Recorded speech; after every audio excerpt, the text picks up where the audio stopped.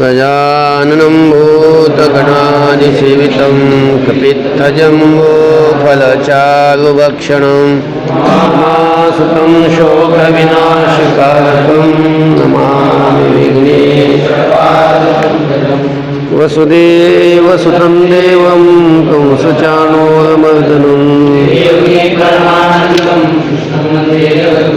गुरुर्ब्रह्मा गुरुर्विष्णु गुरुर्देवो महेश्वरः नमामि सद्गुरुं शान्तं सच्चिदानन्दविग्रहं पूर्णब्रह्मपरानन्दमिषमानन्दिवल्लभम्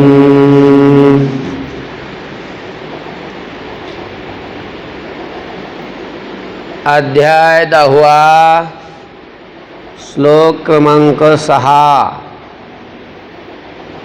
महर्षय सप्तपूर्वे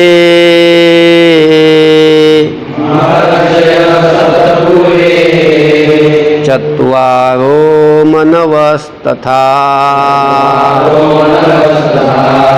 मद्भावा मानसा जाता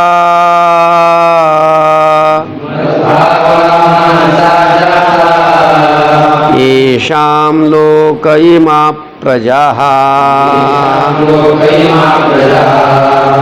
महर्षयः सप्तपूर्वे चत्वारो मनवस्तथा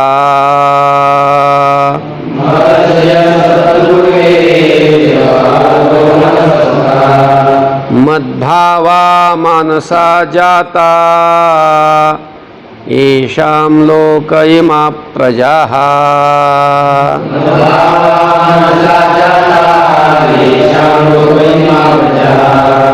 महर्षयः सप्त पूर्वे चत्वारः मनवः तथा मद्भावाः मानसाः जाताः येषां लोके इमाः प्रजाः.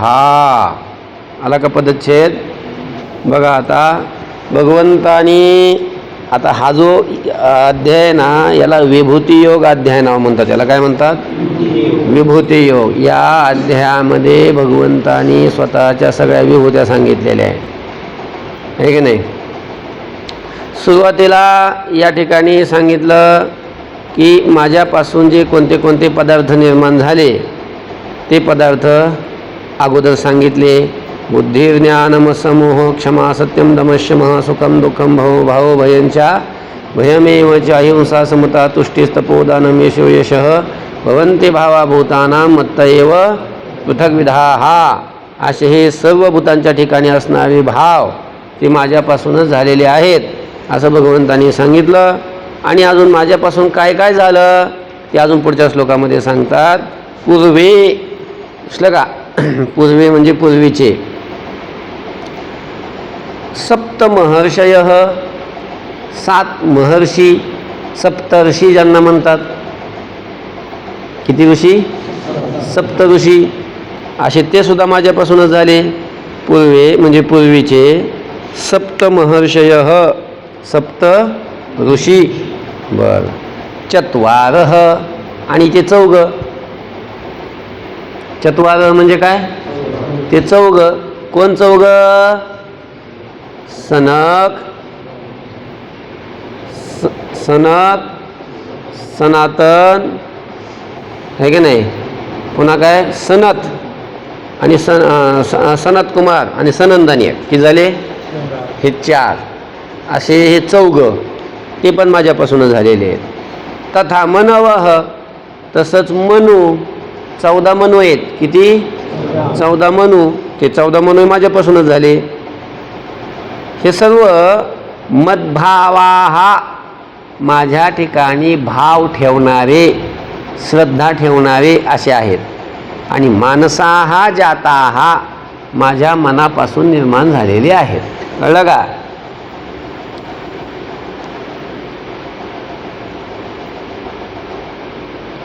लोके लोकामध्ये येशाम इमाहा प्रजाहा ज्यांची ही सर्व काय आहे प्रजा ही सृष्टी आहे. लक्षात इकडे बघा, म्हणजे ज्यांची ही सगळी प्रजा आहे, म्हणजे ही सगळी प्रजा आहे ना, ही यांचीच आहे, यांच्यापासून झालेली आहे.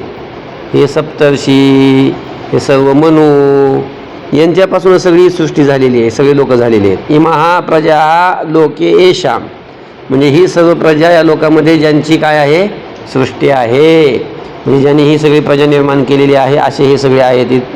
म्हणजे सप्तऋषी आणि हे मनु, मनुपासून झाले म्हणून मानव म्हणतात.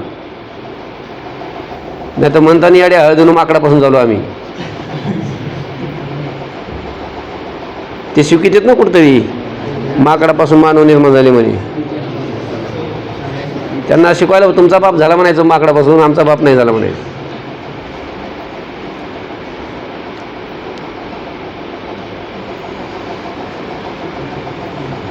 समजतं की मी काय म्हणतो ते? बघा अजून एकदा सांगतो. पूर्वे सप्तमहर्षयः, पूर्वीचे ते 7 ऋषी, चत्वारः ते 4, सनक, सनंदन, सनातन आणि सनतकुमार, असे हे सनकाधिक 14 जण. तथा मनवः, तसे 14 मनु, स्वयंभू मनु, स्वरचिस मनु, असे बरेच आहेत, 14 जण आहेत. हे सगळे मनु. मद्भावाहा, हे सर्व माझ्या ठिकाणी भाव ठेवणारे आहेत, म्हणजे माझ्या ठिकाणी श्रद्धा ठेवणारे आहेत. आणि मानसाहा जाताहा, माझ्या मनापासून निर्माण झालेले आहेत. आणि लोके, लोकामध्ये इमाहा प्रजा हा येषाम, ही प्रजा ज्यांची काय आहे, सृष्टी आहे, ही प्रजा ज्यांच्यापासून निर्माण झालेली आहे, असे लक्षामध्ये. एतां विभूतिं योगञ्च,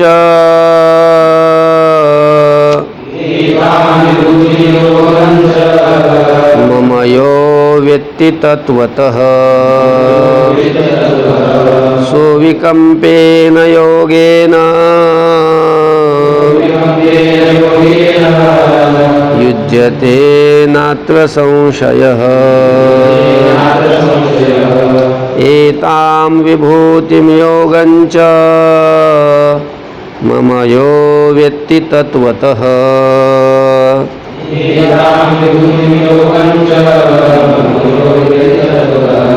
सोऽविकम्पेन योगेन युज्यते नात्र संशयः.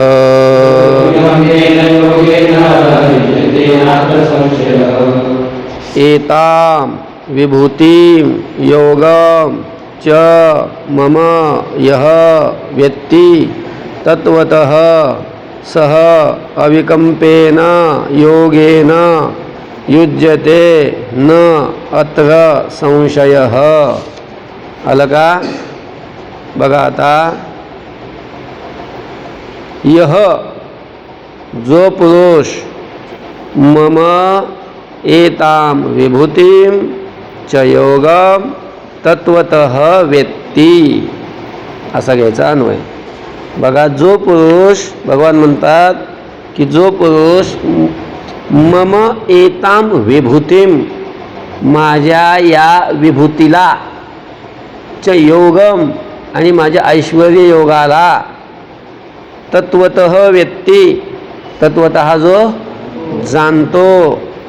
अलग लक्षामध्ये, जो पुरुष माझ्या विभूतीला आणि माझ्या ऐश्वर्य योगाला तत्वतः जाणतो, सह, मग तो पुरुष, जाणणारा तो पुरुष, अविकंपेन योगेन युज्यते.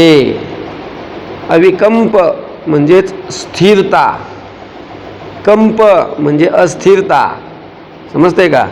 स्थिरता रूपी योगाने, काय म्हणजे निश्चलता, अशा स्वरूपाच्या योगाने युज्यते, युक्त होतो. म्हणजे चित्त ज्याचं स्थिर आहे अशा स्थिरता रूपी योगाने युक्त होतो, म्हणजे त्याचं चित्त स्थिर होतं. अत्र संशयः न, याच्यात काही संशय नाही. कोण स्थिरता रूपी योगाने युक्त होतो? कोण? जो माझ्या विभूतीला आणि ऐश्वर्य योगाला जाणतो. कळलं का?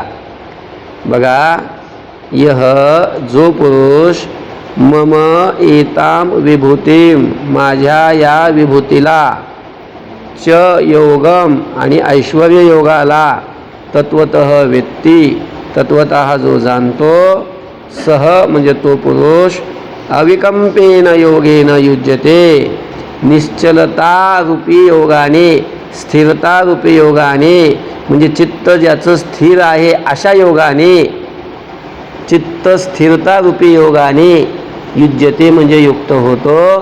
अत्र संशय न याच्यात काहीही संशय नाही. अहम सर्वस्य प्रभवो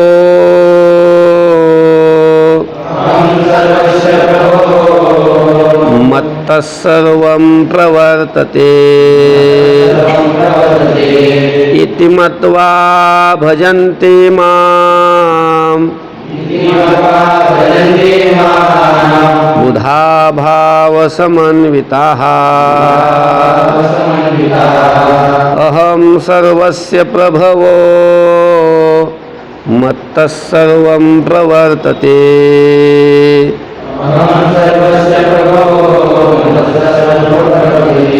इति मत्वा भजन्ते मां बुधा भावसमन्विताः.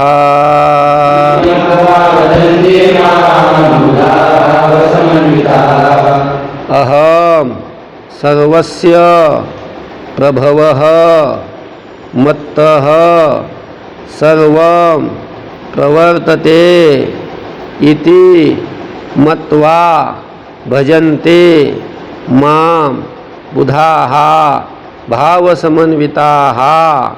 आलं का? बघा, अहम सर्वस्य प्रभवः. वरच्या श्लोकात असं सांगितलं की जो पुरुष माझ्या विभूतीला आणि योगाला जाणतो तो स्थिरता रूपी योगाने युक्त होतो, याच्यात कसलाही संशय नाही.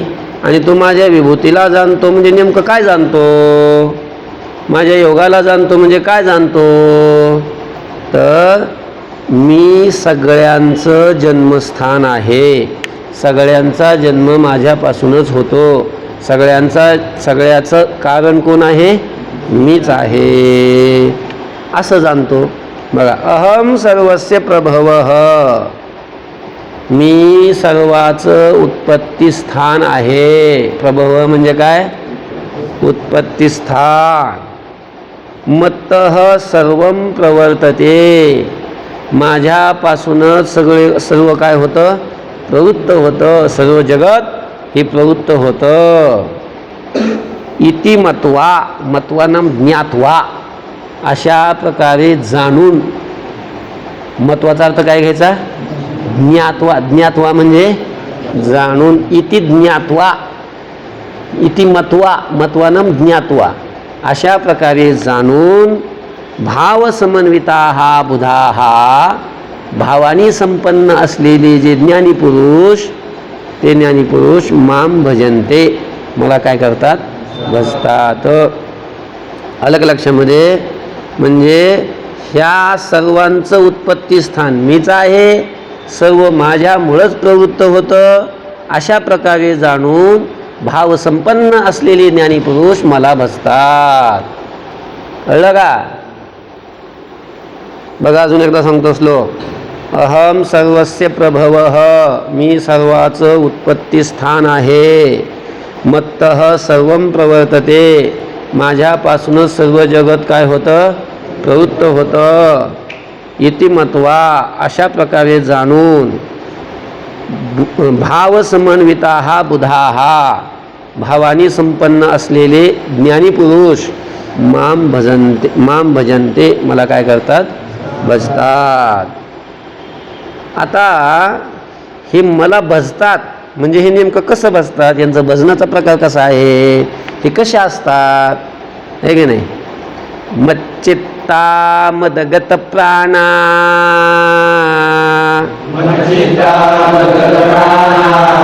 बोधयन्तः परस्परं कथयन्तश्च मां नित्यं तुष्यन्ति च रमन्ति च मच्चित्ता मद्गतप्राणा बोधयन्तः परस्परं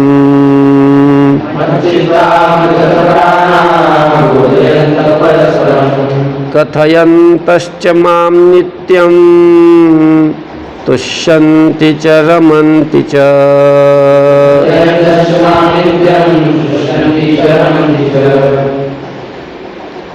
मच्चित्ताः मदगतप्राणाः बोधयन्तः परस्परं कथयन्तः च मां नित्यं तुष्यन्ति च रमन्ति च.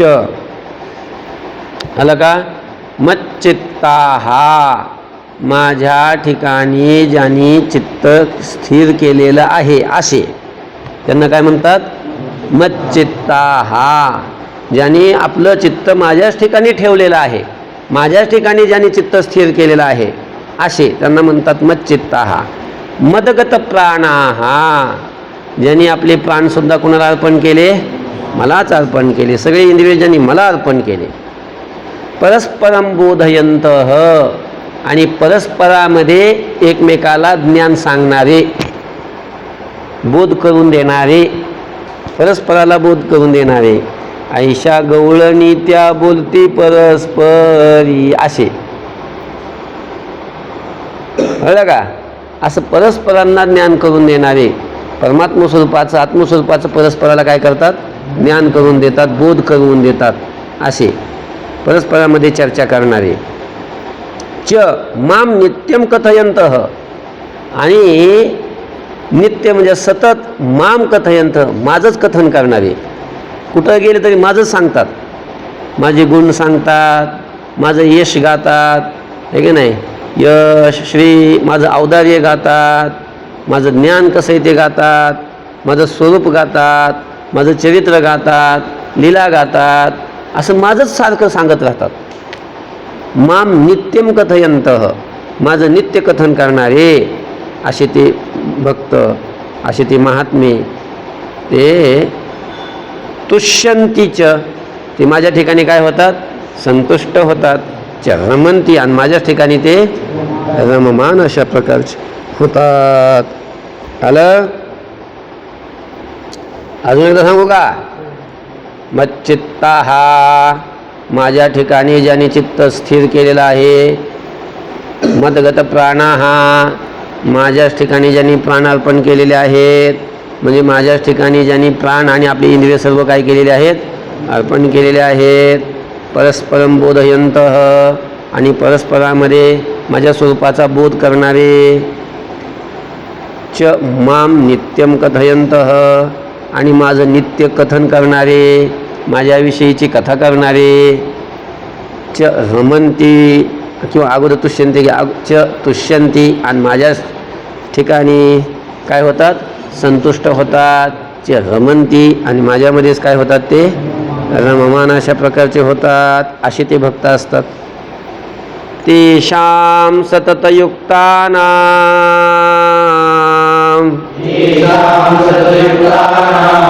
भजतां प्रीतिपूर्वकं ददामि बुद्धियोगन्तं येन मामुपयान्ति ते. तेषां सततयुक्तानां भजतां प्रीतिपूर्वकं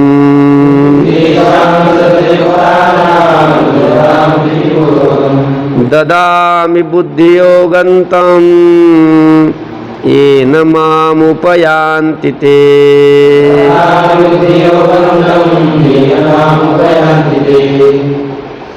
तेषां सततयुक्तानां भजतां प्रीतिपूर्वकं ददामि बुद्धियोगम तम येन माम उपयांती ते. आलं का?